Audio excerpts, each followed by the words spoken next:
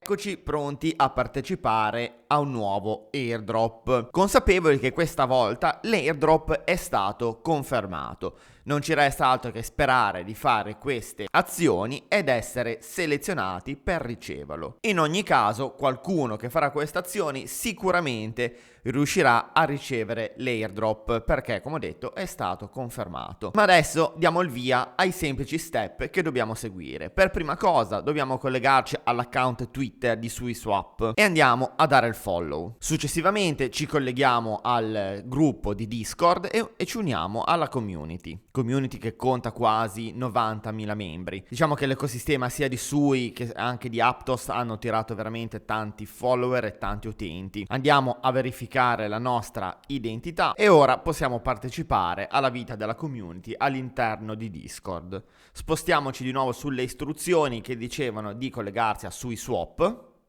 Apriamo un portafoglio non custodial di Sui, come ad esempio Sui Wallet o Suiet, e ricordiamoci di andare a spostare il network da DevNet a Testnet e clicchiamo su salva. Questo passaggio fatelo su qualsiasi portafoglio di Sui che volete utilizzare per questo airdrop. Collegandoci su suiswap.app clicchiamo su Enter App e andiamo a connettere un wallet, quindi in questo caso andiamo a connettere Suiet, perché io sto utilizzando questo, ma voi potete usare tutti gli altri che sono compatibili e disponibili. Controllate, oltre ad aver messo Testnet sul vostro wallet, che anche sui swap sia la versione Testnet. Adesso non ci resta che far altro che andare a richiedere i token test. Andiamo ad aprire il nostro portafoglio che stiamo utilizzando per questo airdrop, andiamo a copiare il nostro indirizzo e ci spostiamo su Discord.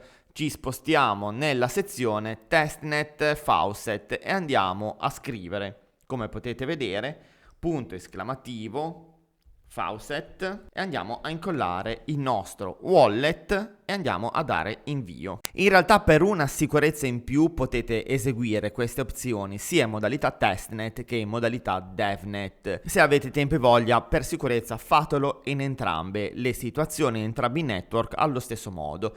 Un accorgimento ovviamente: se volete operare in DevNet, vedete SuiSwap DevNet, anche sul vostro wallet deve esserci scritto DevNet, dovete fare lo switch. Qualora vogliate passare alla Testnet, cliccate su Testnet o viceversa e dovrete andare a cambiare il network da DevNet a Testnet o viceversa. Mi raccomando, fate sì che entrambe siano settate alla stessa maniera, se no non vi corrispondono le reti dallo swap al vostro wallet e non vi riconoscono i token.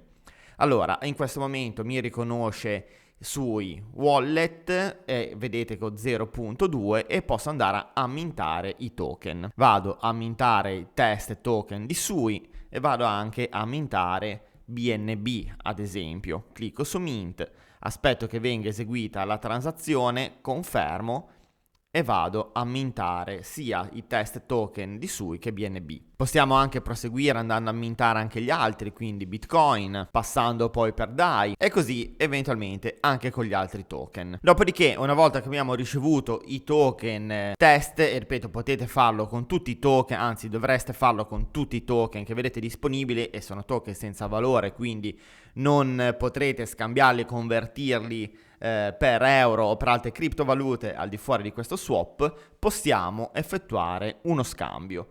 Ad esempio possiamo andare a scambiare USDT per Sui, andiamo a inserire il nostro quantitativo, ad esempio metto il 25% e clicco su swap, approvo la transazione e in pochi secondi avrò fatto uno scambio. Potete eventualmente, e ve lo consiglio, farlo con delle piccole percentuali ma con tutti i token. Più swap fate, più interagite con questo protocollo, più possibilità avete di essere eleggibili e selezionati per ricevere questo drop. Una volta che avete completato il mint di tutti i token, avete fatto dei piccoli scambi tra i token, ci spostiamo nella sezione pool e andiamo a dare liquidità. Ad esempio possiamo andare a dare liquidità BTC con Sui. Clicchiamo su add, clicchiamo su 20% e clicchiamo su deposita. Attendiamo che la transazione sia completata con successo, la approviamo e andate avanti così anche con le altre possibilità.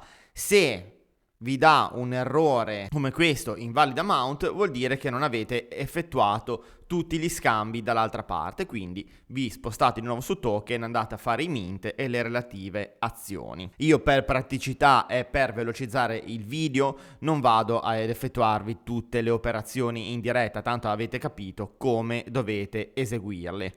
Quindi non c'è il caso che vado ulteriormente avanti. Una volta fatte queste semplici azioni, potete anche effettuare un prelievo, potete effettuare l'harvest, tanto per testare ulteriormente la piattaforma, il protocollo, anche per quanto riguarda il prelievo della liquidità. Come vedete, le azioni da eseguire sono veramente semplici, ci vogliono pochi minuti, circa 5-6 minuti per network. Quindi una volta che avete effettuato queste azioni sulla modalità DevNet, usate la rete testnet ed effettuate gli stessi passaggi. Potete poi collegarvi anche nella sezione annunci e andare a leggere questo articoletto dove vi spiega, se avete voglia, come partecipare a dei piccoli incarichi per ottenere dei punti che un domani, se verrete selezionati, potrete ricevere più token di questo airdrop.